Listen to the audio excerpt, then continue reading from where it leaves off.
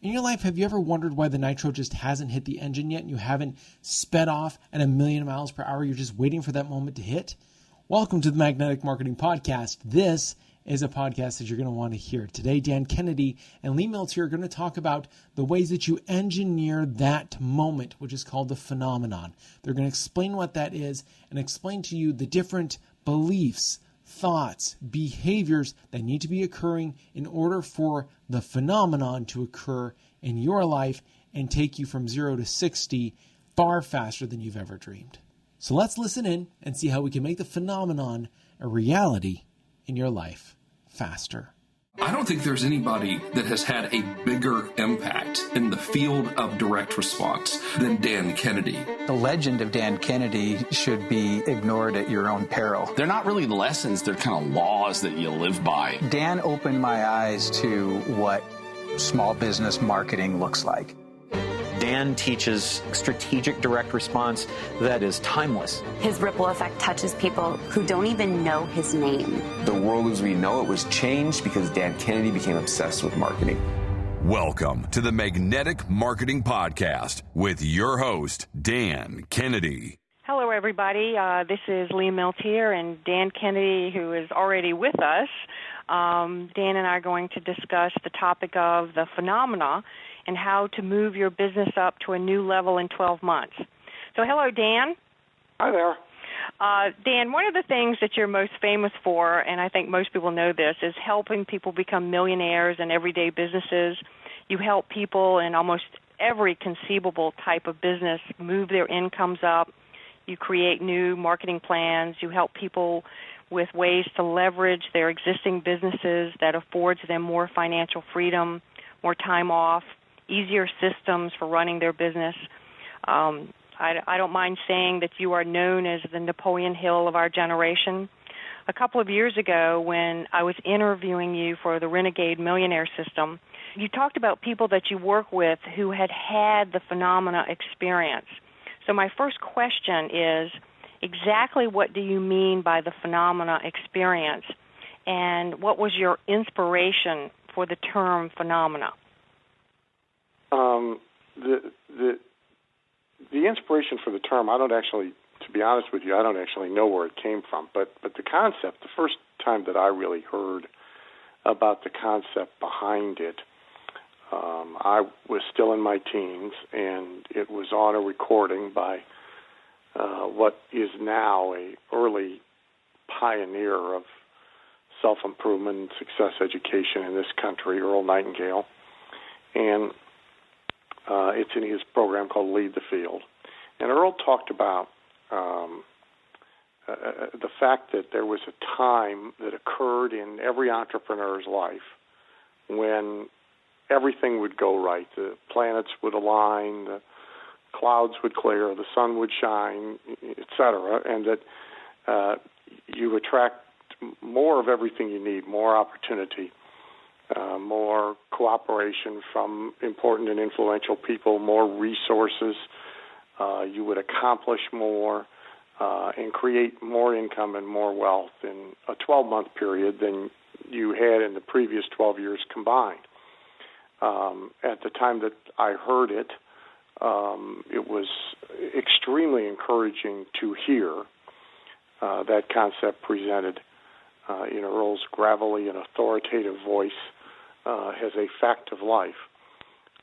But I listened pretty closely, and I didn't hear him explain how to make it happen. And it turns out now, with some 30-plus years of perspective, that what he said is absolutely true. If you hang around entrepreneurs, if you study them, if you devour their autobiographies and biographies, you'll find that it's pretty consistently true that just about any and every entrepreneur with some longevity does have this in just 12 months experience, at least once during their careers, sometimes more than once. What's really interesting is that for most, it occurs organically. And by that I mean a convergence of forces that cause it. But when it's over, they don't really know what caused it. They didn't do it deliberately, intentionally, consciously, strategically, and therefore they don't know how to repeat it.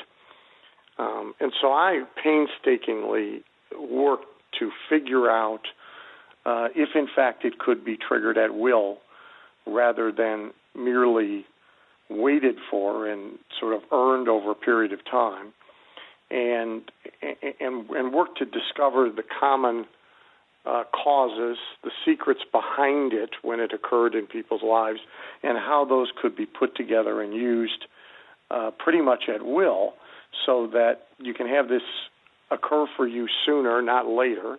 You can have it occur for you when you want it and need it. You can extend its brief window into a longer period of time, and you can repeat it. And in fact, you can do those things, and there are specific causative factors that can be manufactured rather than allowed to occur organically. So Dan, why do you think accomplishing more in just 12 months than in the previous 12 years, that message is resonating with so many business owners and entrepreneurs right now? Well, for a lot of people, of course, the previous 12 years may not have been so fantastic. So getting more done in 12 months is just generally appealing. I think also we increasingly live in a society that is speed-oriented in many ways. Instant communication, instant food, the specter of standing in front of the microwave and stamping your foot because it took 7 minutes to cook dinner instead of 6. 7, that's way a long time. That's all. I mean, that's, sort of all part of our daily lives. And so just generally speaking, I think we're eager for speed, and entrepreneurs are particularly frustrated by moving slowly. I think, however, there are also practical reasons why entrepreneurs come to understand the necessity, the importance of speed. I mean, if you've been at business of your own very long, then you've had the experience of having potentially good, even great ideas, good intentions destroyed before you can follow through on them, sort of picked to death by skeptics and doubters and critics around you and people getting in the way, losing control of them under the pressure of day-to-day responsibilities consumed by business routine, and ultimately people backburner a lot of stuff, and it just, until they have time to get more serious about them, and then, of course, the time is never found. I sort of have this view that those of us with grand ambitions and great intentions get up every morning to face this giant world conspiracy designed to get in our way and slow us down. And I think most entrepreneurs have that experience. Some talk about it, some don't. But they have sort of this me against the world, me trying to make things happen, the world trying to slow me down experience. And we come to understand that patience and persistence are vastly overrated virtues. I have a cartoon. I no longer know where I got it from, but I have a cartoon in my office that shows two kind of pretty ugly-looking vultures sitting up on a perch, and they're both pretty skinny and scrawny, and the one vulture says to the other, "Screw it with all this waiting for something to die. Let's go kill something." And I think, I think sort of that, is the entrepreneurial mindset and ultimately the entrepreneurial experience, that we come to realize that patience and persistence are maybe nice virtues for some people, but they really don't work in the entrepreneurial environment, that somehow you need to trigger fast forward movement so things don't die stillborn purely because of slow movement. There's a thing, some people call it momentum. I usually use the word velocity, that when you get something up to a certain speed, it begins to take on a life of its own and move even faster. But until you get it up to that speed, it can't yield its benefits. And so, like I was with a client today, and we were both talking about someone we know well who has a very similar business to the client's, and the client has done extremely well in the last 12 months, and the person that we both know as a mutual friend has exited the business during the last 12 months, and really there's no specific difference in anything that they have been doing, except the one who has exited the business moved very, very, very slowly, and the one who has done very well moved very, very, very quickly. So I think the fascination with speed, sort of the natural desire for it in the entrepreneur, is actually well placed and extremely practical, even if it is contrarian to most conditioning and most things that we've been taught. I'm sure everybody is really listening hard right now, wanting to know exactly what some of the strategies are that can dramatically speed up success for all of us. So in our limited time, I know we can only cover a few, but the one I wanted to start with, Dan, is about our past programming. For example, we have been programmed to believe that success comes in certain ways and rules set by society. So let's talk about the mindset and the different types of thinking strategies that you have to be able to create to have the phenomena experience. Well, you use the word rules in sometimes in business, in an industry. The terminology maybe is industry norms or professional standards. But if you stick them all under the umbrella on rules, then I think that the main mindset, if you will, that is required for speed is a mindset that rules, that speed limits are for other people, but they don't apply to me. And some, of course, would describe that as a very arrogant approach to life, but nonetheless, it really does seem to distinguish the highly successful entrepreneurs who are able to create success at great speed and have these kinds of phenomenon experiences from the rest of the people. Most people are sort of, not only are they inhibited by the traditional rules and norms that are told to them and that are the standards of the industry to which they belong, but then they sort of wait around for somebody to give them permission even to act. The client that I just spoke about, that's very fresh in my mind because we were together all day today, he started a company in the franchise industry barely 16 months ago, and is written up in the current issue or the next issue, I forget which, of Entrepreneur Magazine, is the largest and fastest growth company in his particular industry. He's gone from 0 to 147 franchises and sort of comparable companies in his industry, new ones who would have started, say, in their first year, they might have 2 or 3 or 4 or 5. So the difference is not marginal. The difference is enormous and dramatic. Of 57 possible master franchise territories in the country, he has filled 51 of them in 12 months. And again, a comparable company would be jumping up and down in the street having done 4 or 5. Well, there's strategy differences, there's tactical differences, there's marketing differences, but the biggest difference is the decision to ignore all of the norms of franchising and of his industry within franchising, and ignore all of the rules that all of the experts would tell you about what can be done and how it can be done and how it needs to be done. Decide what the target number is, and then act on that.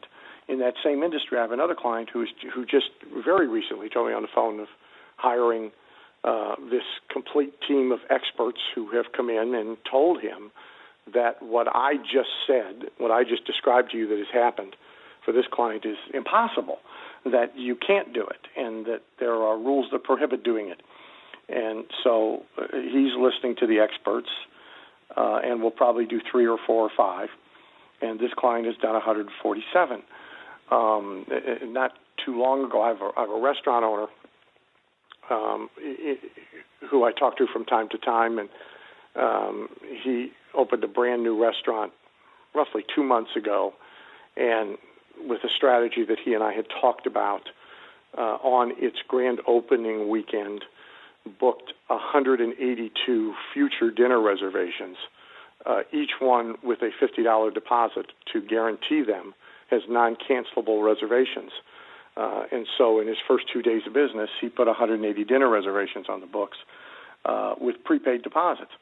Now, pretty much if you sat around with anybody in the restaurant industry or in his category of restaurant in the industry with a great deal of celebrated expertise and experience, they would all tell you the 2,102 reasons why such a thing is impossible. And so there are, in every case, there are obviously, as I say, strategic, tactical, mechanical actions that make these kind of fast successes possible. But your question is the most telling one, because none of the tactics or strategies or mechanics or methods really have any value without the precursor of the mindset of ignoring all of the traditions and the norms and the rules of how we do things around here in this business, and essentially starting with a clean slate with no preconditions, no enforced premises, no limits about what can be done or about how we're going to go about and do them.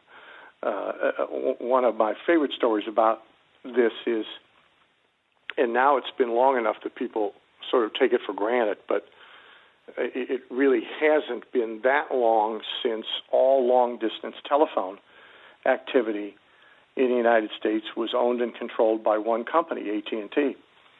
And they had a monopoly on long-distance telephone. You did not have a choice. Your carrier was AT&T because they were the only carrier that provided long-distance service. And that went on for a long period of time. AT&T hadn't benefited from that monopoly for I believe, decades. And so there were what were called the baby bell companies that governed local service, and then there was AT&T. And a guy by the name of Bill McGowan literally asked one day, well, who says they got a monopoly? Where is it written that they got a monopoly? And maybe if it is written down somewhere, times have changed and they can't enforce that monopoly anyway, so let's get in the long-distance phone business and see what happens. And his company, MCI, which has since been absorbed and bought and merged and became something else, but his company, MCI, was created in an environment where everybody believed you couldn't even create that kind of a company, let alone have the growth that they did and the impact that they did, and literally change the entire telephone industry. And today we're seeing people start to try and kind of figure that out with telephone service by internet rather than telephone service by wire. But so I think that the biggest starting point here is the willingness to defy all of the industry norms, rules, premises, preconditions, and sort of start from scratch with a clean slate about what it is that you want to do, and then figure out how to do it. Well, you just answered about the mindset. My next question was going to be about peak performer beliefs, because I have noticed that the most successful peak performers have a very unique set of beliefs about themselves that make them very prolific and successful. So the distinction between mindset and peak performance beliefs, do you want to talk about that? Well, first of all, I think that you will find that superachievers have a very well-defined personal philosophy that they can, although they do not make a habit of enunciating. And so there are certain things that are public pronouncements and certain things that are not, but that they have a well-thought-out personal philosophy, whereas most people don't. I think probably the biggest thing is Andrew Carnegie. So you mentioned Hill earlier. Andrew Carnegie, depending on whose numbers you use, either America's first or second billionaire at a time when $1 billion actually meant something. Today you could blow it in a women's shoe store and not quite knock it out the doors. But Carnegie made the statement that unadmitted in every great achiever's secret reveries, they believe that they were born to rule and are superior to all others. And he didn't say that a lot, but he said it enough that somebody wrote it down, and he got quoted for it. And again, I think that it's sort of a fine line between damaging disdain for the marketplace, your customers, clients, the people around you, but a positive, productive awareness that there's something special about you, that you're smarter, sharper, faster, quicker, a quicker study, that your thinking processes are better, that you're like more with it than everybody you see around you, and that belief system gets us to having the in the next 12 months experience because you believe you're supposed to have the in the next 12 months experience. And so it's not really so much about what stacks up on the way to it. It's about a change or a development of a particular belief system that says, hey, this is what's supposed to happen. This is how things are supposed to work. And so, like to start a brand new enterprise, as one of my clients, Dr. Charlie Martin, and I just recently did, and do I forget the exact number, I think it's $624,000 and change in business in its first 3 days. The biggest thing about that is actually thinking that that's supposed to happen. That plan. Old fans of an old TV show, The A-Team, that had the now deceased George Papard in it, and Mr. T. He of jewelry upon jewelry upon jewelry. George Papard character's line was, I love it when a plan comes together. And there's an expectation, not born of Pollyanna positive thinking, but of planning, of actual superiority, of thought, action, discipline, implementation. So there's an expectation that these phenomenon events are supposed to happen. And that's, I think, a relatively unique belief system. I find actually that most people, even when they have some kind of a success, they're sort of, surprised about it more than they are seeing it as a deja vu experience from what they had clearly planned and visualized and strategized prior to it. And those people who have these phenomenon experiences again and again are to the point where they expect them to happen, and for good reason. And one of the things I've heard you say many times, actually in many ways, to business owners is that people have to not only change the way they think, but change the way they act, and that they must not fall back on traditional limits of thinking and action. So let's talk about behavior congruence to achieve the phenomena experience. Okay, well, let's talk about behavior for a second, and then we'll talk about the concept of behavioral congruence. Behavior in general is so important because so much of the literature, especially the current contemporary popular stuff, that makes the rounds providing success advice to people, focuses all on the thought. And it is barely one nuance away from telling people that if they go out in their backyard and sit under a tree and think about a Porsche clearly and vividly enough, that somehow the apple tree is going to suddenly dump a Porsche on their heads. Or it is barely one nuance away from a childish approach of writing a letter to Santa Claus and asking what it is that you want.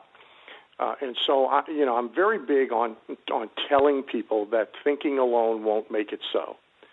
Now, thinking is very important, and there are certain types of thinking that successful entrepreneurs engage in that most other people don't, and there are certain types of thinking that most other people engage in that successful entrepreneurs don't. And it's useful to figure all that out. But even with all of that aligned properly, thinking alone won't make it so. It really is even more about what you do, the actions that you take every day, every hour, every minute, about what you implement, about what you get done, not what you get started, but what you get done, about what you are able to get other people to do. And so it is fundamentally about behavior, not just about thought. And so, a person can have all sorts of thoughts about, for example, punctuality. But if they consistently show up everywhere 20 minutes late, then all of their thoughts, didn't matter. And for several years, he's deceased now, but I still won't mention his name, there was a very famous author and speaker on the subject of time management who was famous for being 30 to 45 minutes late to every phone call, every appointment, even every speaking engagement. And no kidding. His thoughts were presumably accurate, correct, but his behavior wasn't congruent with them. And so now this gets us to this issue of behavioral congruency. So it's about what you do. And I might even add that I know some very wealthy and successful people who, again, by traditional definitions, would probably be viewed as negative thinkers, not positive thinkers. Yet their actions are such. What they do is so effective and productive and focused that they get extraordinary results.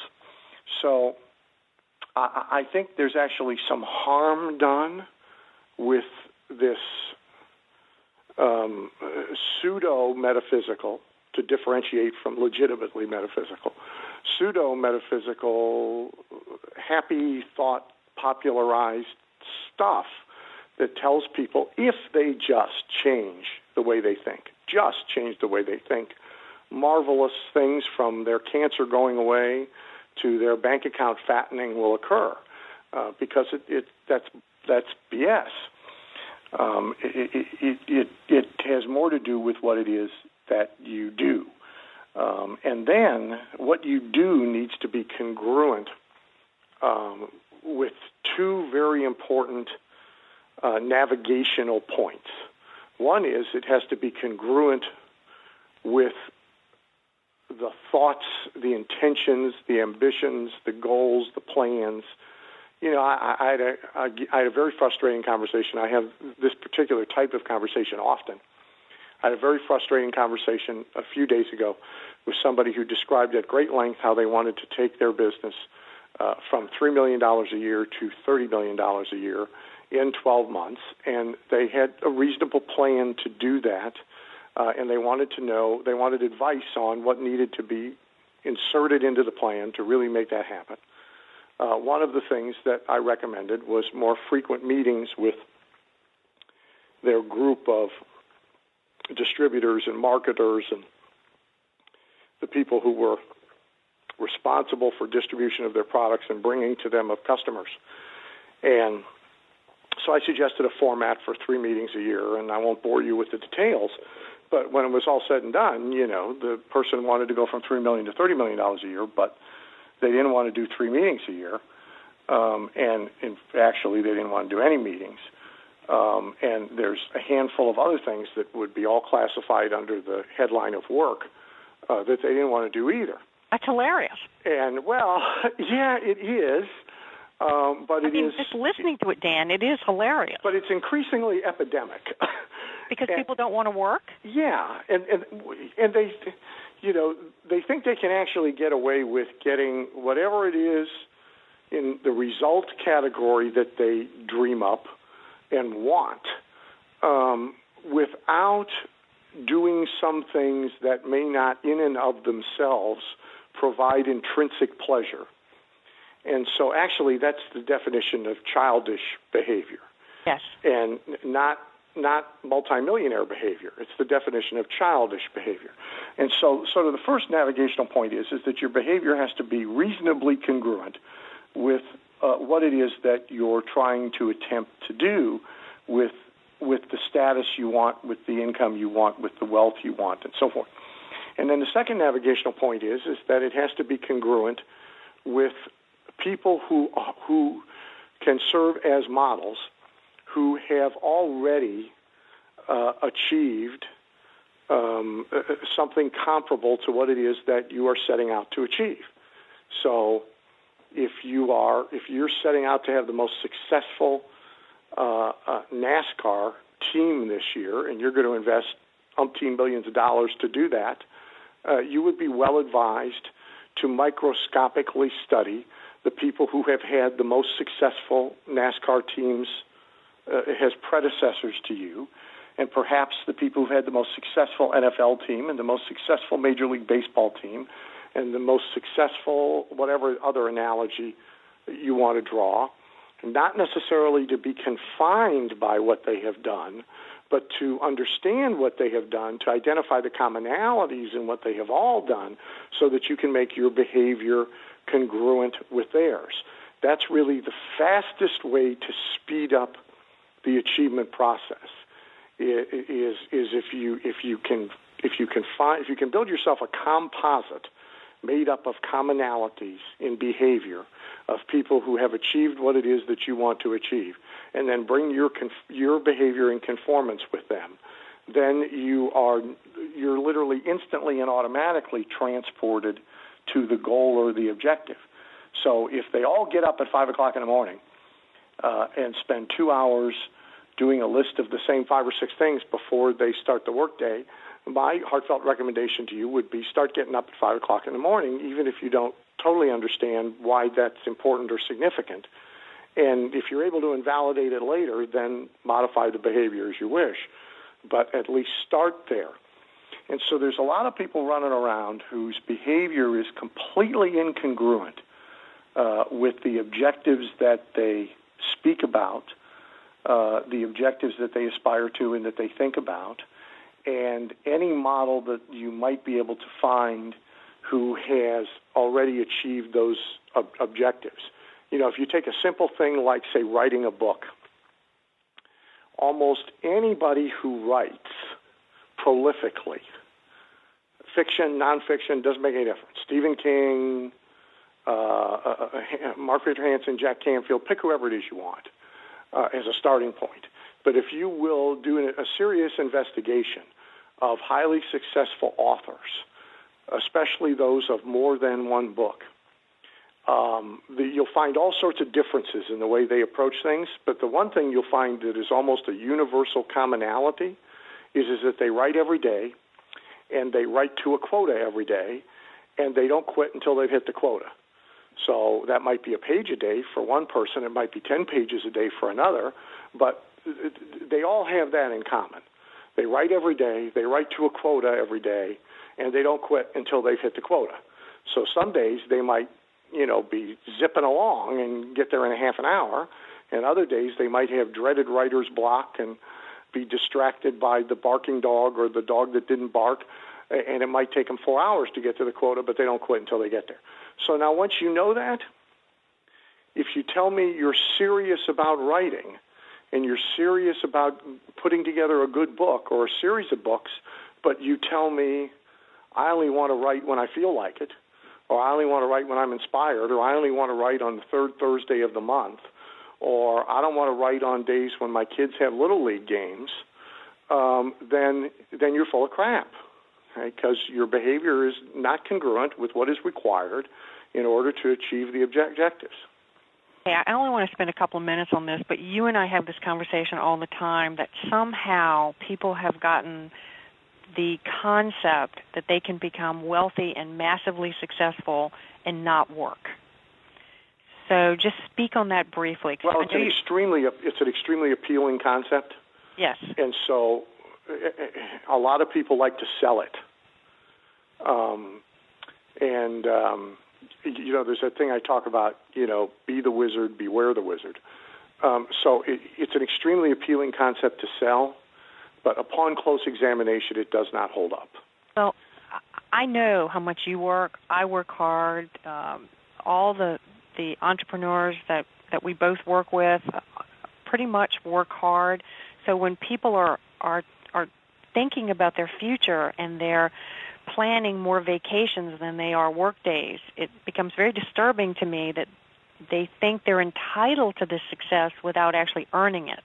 Well, and again, see, try and find me a model.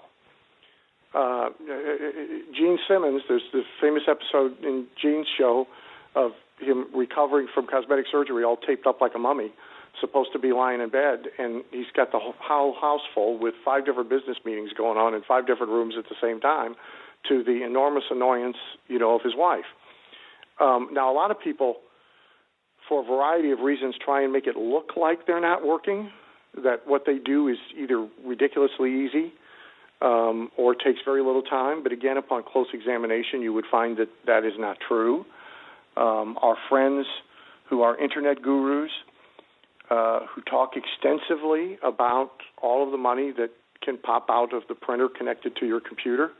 That story's true as far as it goes, but it's instructive to observe that virtually all of them are on airplanes flying across the country and even flying across the world in order to do manual labor at seminars. They're doing teleseminars, they're doing teleconferences, they're writing conventional books, getting them in the bookstores and doing promotion in order to promote those books. Funny, it looks to me like they're working. Yes, it does. Thank you for listening to the Magnetic Marketing Podcast with Dan Kennedy. If you love hearing in on these lost Dan Kennedy talks and speeches and calls, then please let someone else know about this podcast. That's how you can help it to grow. And the more it grows, the more free Dan Kennedy we can bring to you. Also, Dan would love to give you the most incredible free gift ever, designed to help you make maximum money in minimum time. Now, this free gift comes with almost $20,000 in pure money-making information for free just for saying maybe. You can get this gift from Dan right now at nobsletter.com. Not only will you get the $20,000 gift, you're also going to get a subscription to 2 marketing newsletters that will be hand-delivered by the mailman to your mailbox each and every month. One from Dan Kennedy and one from me, Russell Brunson. To get this gift and your subscription, go to nobsletter.com right now.